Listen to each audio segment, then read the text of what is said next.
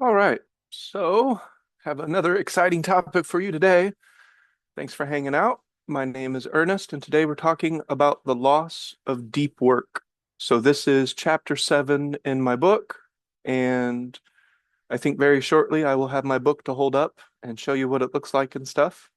Actually, I think I have one in the living room, but I don't want to go get it. So, uh, I'll hold it up later. So I think before we really get into this topic, we have to define what deep work is.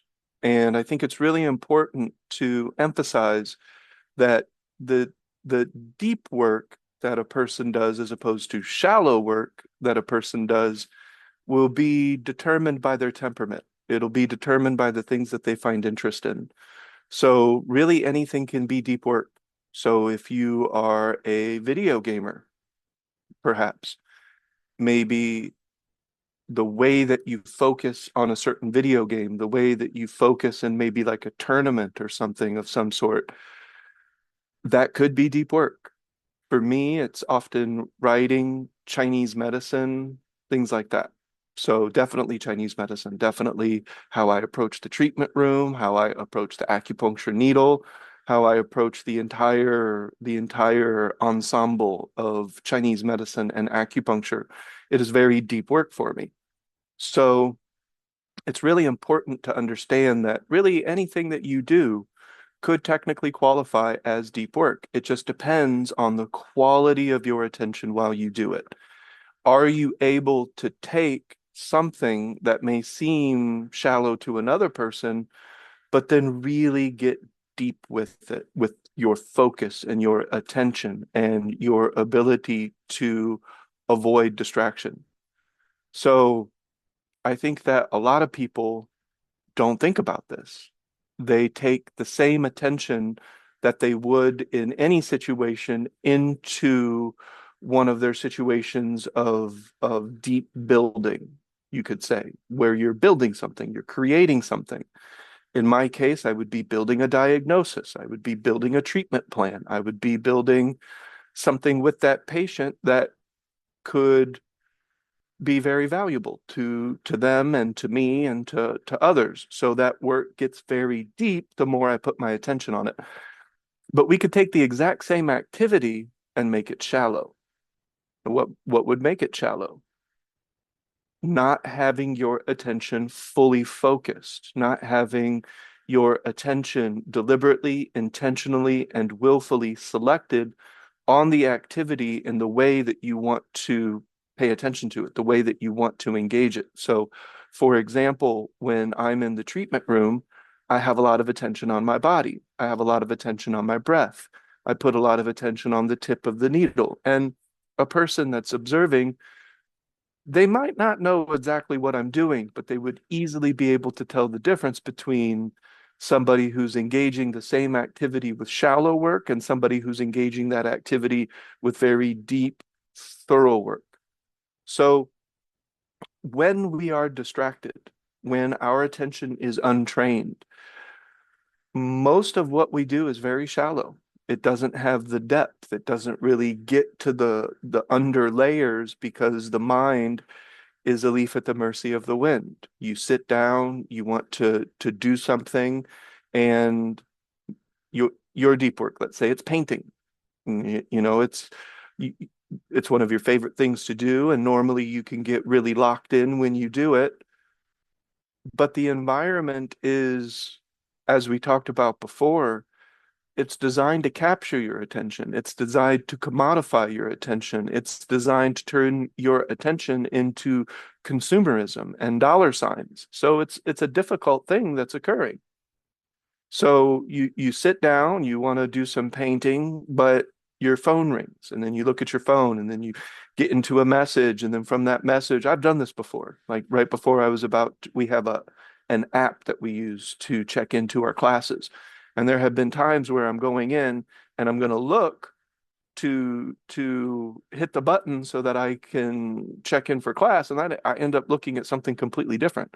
I end up clicking on a social media app, or I end up checking my email, and then I look down and I'm like, damn, I didn't even check into the class. That's the reason that I picked it up in the first place. So we've talked a lot about energy economics. We've talked a lot about how you actually save metabolic energy by keeping your focus more structured, keeping it more deliberate, keeping it more intentional. And so if a person really wants to create something that is highly valuable, it has lasting value, and this is brought out in the book Zen and the Art of Motorcycle Maintenance, where it talks about care plus focus will equal quality. So if we want that quality of what we're creating, we have to care about it enough to give it our undivided focus and attention. And the vast majority of activities that a person is doing, their mind is split almost constantly, whether they're thinking thoughts in their own mind, ruminating over words and internal monologue, or whether they're ruminating over the past or the future or imaginary scenarios. The average mind ruminates however it ruminates, but it ruminates. And that divided attention will take something that should be deep work or could be deep work, and it makes it more and more and more shallow. And that lacks that quality. And so somebody could look at your manuscript, or somebody could look at your painting, or somebody could look at your needlework, and they could be like, okay, okay, what happened here? It doesn't have the quality that we would expect. And that's because the brain and the person's attention was split and divided in too many different directions. So it makes that deep work process very difficult. And so we're going to go into just a couple more videos and we'll talk about, well, what's it look like when attention is sustained or maintained for a certain period of time? What starts to happen, right? And it's a popular catchphrase, but we'll talk about that and kind of differentiate it from, some of the things that you might see on social media regarding the topic.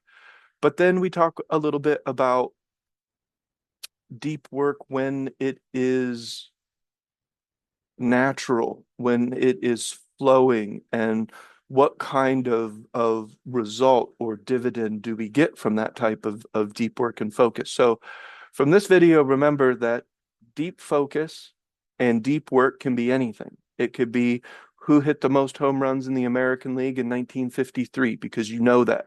That's your deep work. You pay attention to that. You process that into memory, and now you're the baseball guru that everybody asks when it's trivia night and you're in the baseball category.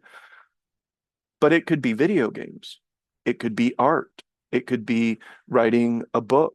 It could be operating, as a surgeon. That could be and hello, you don't want your surgeon to step up to the operating table and they're thinking about what they're going to have for lunch and how bad their dinner last night was and whether their wife is going to be mad at them because they're staying at work late and they're thinking all of these. No, you don't want that from your surgeon doing their deep work. You want them to pay attention. You want them to focus their mind and achieve the task with care and focus and quality. So that's a little bit of an introduction. If you can, stick with us. We have a couple more videos on this topic. But thanks for hanging out.